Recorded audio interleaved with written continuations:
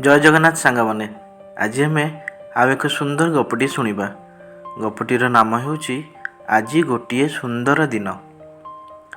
ଏକ ସହରର ପ୍ରମୁଖ ସ୍ଥାନରେ ଥରେ ଜଣେ ଅନ୍ଧ ଯୁବକ ବସି ସେହି ବାଟ ଦେଇ ଯାଉଥିବା ଲୋକମାନଙ୍କଠାରୁ ସାହାଯ୍ୟ ମାଗୁଥିଲେ।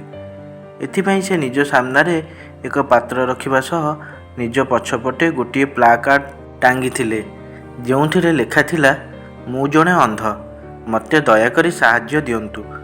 ଫଳରେ ଅନ୍ଧ ଯୁବକଟିର ସାମ୍ନା ଦେଇ ଯାଉଥିବା ଲୋକମାନେ ସେହି ଲେଖାଟିକୁ ପଢ଼ି ତା ସାମ୍ନାରେ ଥିବା ପାତ୍ରରେ କିଛି କିଛି ପଇସା ପକାଇ ନିଜ ନିଜ ବାଟରେ ଚାଲି ଯାଉଥିଲେ। ଆଉ କେତେକ ସିଆଡ଼କୁ ଆଦୌ ଦୃଷ୍ଟି ଦେଉନଥିଲେ। ଏହି ସମୟରେ ଜଣେ ଶିକ୍ଷିତ ବ୍ୟକ୍ତି ସେଠାକୁ ଆସିଲେ। ନିଜ ପକେଟରୁ କିଛି ଖୁଚୁରା ପଇସା ବାହାର କରି ପକାଇଲେ ସେହି ଅନ୍ଧ ଯୁବକଟିର ପାତ୍ରରେ।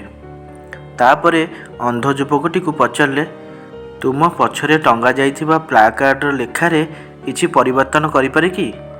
ହଠାତ୍ କିଛି ବୁଝିପାରିଲା ନାହିଁ ଅନ୍ଧ ଯୁବକଟି। ତେବେ ବି ସେ ବ୍ୟକ୍ତି ଜଣଙ୍କୁ ଅନୁମତି ଦେଲା।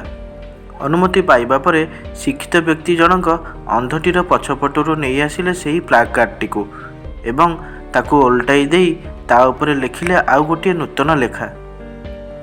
ତାପରେ ସେହି ପ୍ଲାକାର୍ଡଟିକୁ ନେଇ ପୂର୍ବ ସ୍ଥାନରେ ରଖିଦେଇ ବାହାରିଗଲେ ନିଜ କାର୍ଯ୍ୟାଳୟ ଅଭିମୁଖେ। କାର୍ଯ୍ୟାଳୟରେ ନିଜର କାର୍ଯ୍ୟବ୍ୟସ୍ତତା ଭିତରେ ସେ ଭୁଲି ଯାଇଥିଲେ ଅନ୍ଧ ଯୁବକଟିର କଥା। ସନ୍ଧ୍ୟାରେ ଘରକୁ ଫେରିବା ବାଟରେ ତାଙ୍କର ହଠାତ୍ ତା କଥା ମନେ ପଡ଼ିଗଲା। ସେଠୁ ସେ ମୁହାଁଇଲେ ସେହି ଅନ୍ଧ ଯୁବକଟି ଆଡ଼େ। ସେତେବେଳକୁ ସେହି ଅନ୍ଧ ଯୁବକଟି ସେଠାରୁ ନିଜର ଜିନିଷପତ୍ର ଧରି ଘରକୁ ଫେରିବା ପାଇଁ ନିଜକୁ ପ୍ରସ୍ତୁତ କରୁଥିଲା। ତା ମୁହଁରେ ଭରି ରହିଥିଲା ପ୍ରସନ୍ନତା। ଅନ୍ଧ ଯୁବକ ଜଣକ ତାଙ୍କ ପାଦ ଶବ୍ଦ ଶୁଣି ତାଙ୍କୁ ଠିକ୍ ଚିହ୍ନିପାରି ପଚାରିଲା, ଆପଣ ହେଉଛନ୍ତି ସେହି ବ୍ୟକ୍ତି ନା, ଯିଏ ସକାଳେ ମୋ ପ୍ଲାକାର୍ଡ ଲେଖାରେ ପରିବର୍ତ୍ତନ କରିଥିଲେ? ଉତ୍ତରରେ ବ୍ୟକ୍ତି ଜଣକ ହଁ କହିବା ସହ ପଚାରିଲେ, କାହିଁକି, କ'ଣ ହେଲା? ସେଠୁ ଅନ୍ଧ ଯୁବକ ଜଣକ କହିଲା, ଆପଣ ଲେଖା ପରିବର୍ତ୍ତନ କରିଯିବା ପରେ ମୋ ଉପରେ ସତେ ଯେମିତି ପଇସାର ବର୍ଷା ଆରମ୍ଭ ହୋଇଗଲା। ମୋ ପାତ୍ର କେବେ ବି ପୂର୍ଣ୍ଣ ହୁଏ ନାହିଁ, କିନ୍ତୁ ଆଜି ଦୁଇ ଥର ପୂର୍ଣ୍ଣ ହୋଇଗଲା। ତେଣୁ ମୁଁ ଜାଣିବାକୁ ଚାହୁଁଥିଲି, ଆପଣ ଏମିତି କ'ଣ ଲେଖିଲେ ଯେ ତାକୁ ପଢ଼ିବା ପରେ ଲୋକମାନେ ମୋତେ ଏତେ ପରିମାଣରେ ସାହାଯ୍ୟ ଦେଲେ? ତହୁଁ ଶିକ୍ଷିତ ବ୍ୟକ୍ତି ଜଣକ କହିଲେ, ତୁମେ ଯେଉଁ କଥା ଲେଖିଥିଲ ମୁଁ ମଧ୍ୟ ଠିକ୍ ସେଇ କଥା ଲେଖିଥିଲି। ଉଭୟର ସାରମର୍ମ ଏକ ଥିଲା, ତୁମକୁ ସାହାଯ୍ୟ କରିବା ପାଇଁ। ତେବେ ଏକଥାକୁ ମୁଁ ଟିକେ ଭିନ୍ନ ବାଗରେ ଲେଖିଥିଲି। ମୁଁ ଲେଖିଥିଲି ଯେ ଆଜି ଦିନଟି ଖୁବ୍ ସୁନ୍ଦର, କିନ୍ତୁ ମୁଁ ତାକୁ ଦେଖିପାରୁନାହିଁ।